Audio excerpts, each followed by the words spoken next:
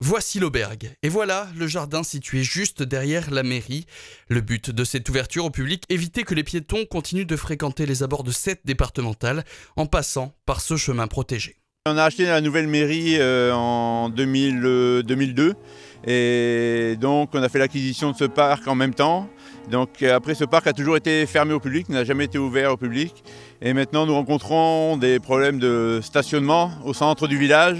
Et j'espère que l'ouverture de ce parc va permettre aux habitants du village de pouvoir traverser le village sans longer la voie départementale. Parce qu'il y a souvent des mamans avec leurs landaux qui sont embêtés pour passer le long de la départementale.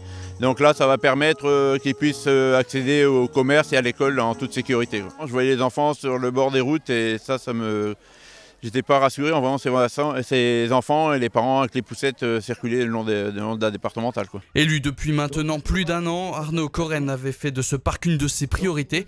Malgré des tensions au sein même du conseil municipal à ce sujet, le public a donc dû attendre une année pour que cet espace soit accessible. On a dû faire pas mal de travaux parce qu'il y avait des bricaillons un peu partout, des morceaux. Il y avait une ancienne serre à l'époque qui était construite, donc on a dû la démonter.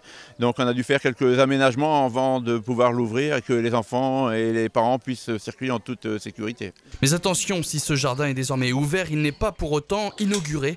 La faute à des projets encore à mettre en place dans ce parc, des idées qui sont encore au stade de la discussion, mais il est possible de voir entre autres des jeux pour enfants s'installer dans les mois à venir.